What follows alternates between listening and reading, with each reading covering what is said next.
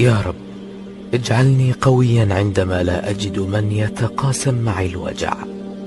يا رب املأ قلبي صبرا وصدري شرعا. عليكم ورحمة الله وبركاته. حبايبي عاملين ايه؟ يا رب تكونوا في احسن حال. هنسمي بسم الله كده ونصلي على رسول الله. نعمل مع بعض حبة محشي من الاخر حلوين قوي. انا هنا الحلة فرشت فيها ورقة كرنب من الخضرة وعليها العصيان بتاعة الخضرة. انا برماش بحطها كده في قعر الحلة، بتديله ريحة وطعم حلو قوي. ونبدأ بسم الله ونصلي على رسول الله ونحشي مع بعض وان شاء الله يبقى حلو.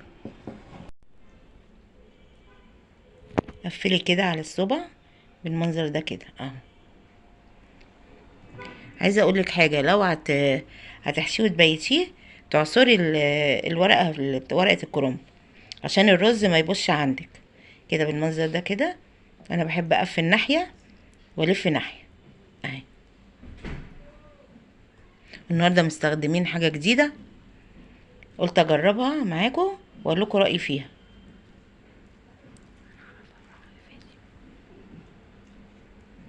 ناخد حته كده، لو الورقه طويله انتوا عارفين انا بعملها مدوره كده وطويله، واخد منها المقاس اللي انا عايزاه، بدل ما كل شويه تقطعي، لا كله على ايدك كده. ولازم نسمي بالله ونصلي على رسول الله عشان ربنا يكرمنا كلنا. لو عجبكم الفيديو ما تنسونيش طبعا في اللايكات وتعليقاتكم الحلوه اللي بحبها منكم كده بالمنظر ده كده. ما تكتريش الرز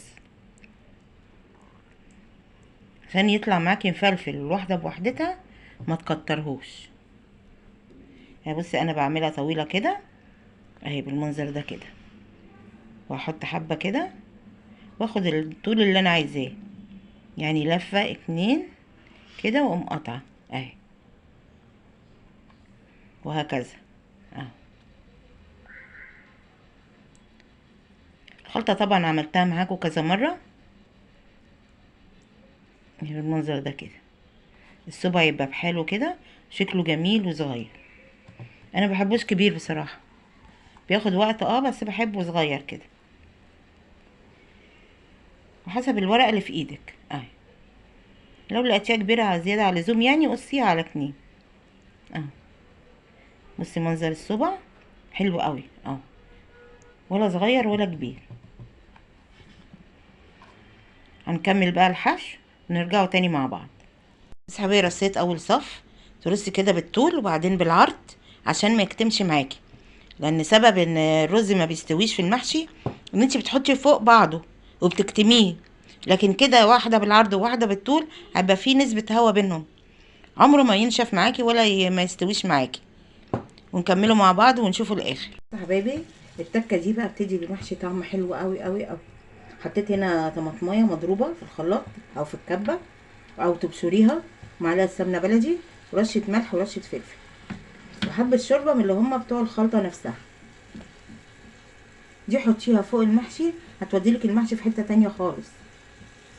انا بصراحه شفت صور جت بتعملها عجبتني قوي، قلت اجربها معاكم واقول لكم النتيجه.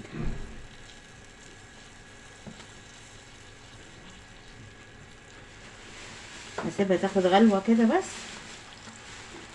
وحسب حله المحشي اللي انت بقى عاملاها، كبيره كتري، صغيره قللي. المهم دي بتشربي بيها المحشي بتديكي طعم ولا الخيال.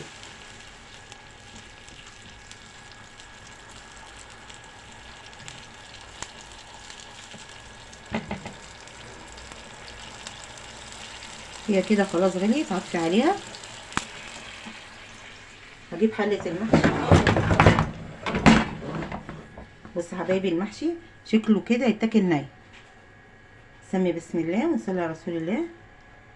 نشرب كده المحشي من فوق، كل ده هينزل فيه بس معلقه السمنه البلدي دي توديه في حته تانية خالص.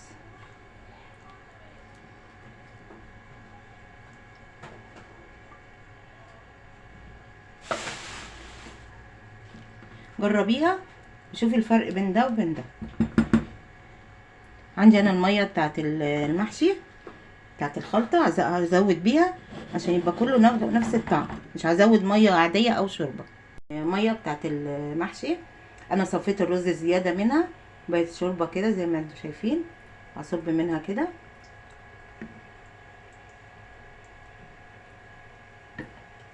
ما تحطيش كله مره واحده، تزيها كده وشوفي هتاخد قد ايه.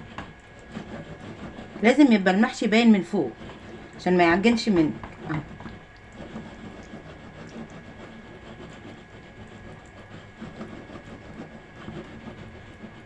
اول صف كده يبقى باين. انا ما خدتش الكوبايه كلها، سبت ربعها. مش هقدر احطها تاني لان كده المحشي يا دوبك العيار بتاعه مظبوط اهو. وكمان هزاي يعني دخلتي بينهم هوا، فيا دوبك الشوربه دي عليه.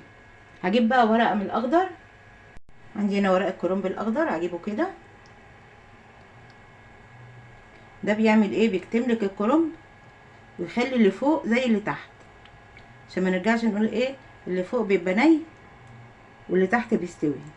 كده بالمنظر ده هنقفل عليه كده. اكيد كل كرنبايه بيبقى فيها الاخضر ده من فوق، فما ترموهوش، شيليه وحطيه كده.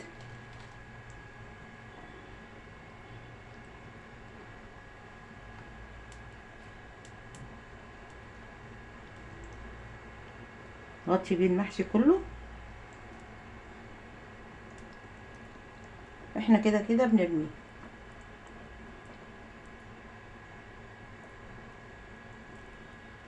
كده يكتم السخونيه معانا ويسوي الرز حلو، يبقى اللي فوق زي اللي تحت. ممكن تحطي عليه طبق، وعندك طبق ألمونيا حطيه عليه من فوق برضه، بس انا بصراحه بيستوي معايا كده. كده خلاص حطينا ميته وحطينا حاجته، هنغطيه وبعليه النار. اول ما يغلي هنوطي عليه خالص ونحط الشياطه ونشوفوه مع بعض ان شاء الله. بس يا جماعه المحشي استوى معانا، شكله طبعا بيتحدث عن نفسه، تحفه ريحه وطعم. بس المحشي ده مختلف في حاجه. انا هنا ما حطيتش بهارات من عندي، جبت الكيس ده بتاع بهارات المحشي، عطاني نفس النتيجه بتاعت البهارات اللي بحطها، بس هي اوفر في ايه؟ ان هو كيس بتحطيه، يعني الكيس ده بيتحط على كل نص كيلو رز فيه بكل البهارات اللي انا كنت بحطها في المحشي اهو. زي ما انتم شايفينه حاجه كده تحفه.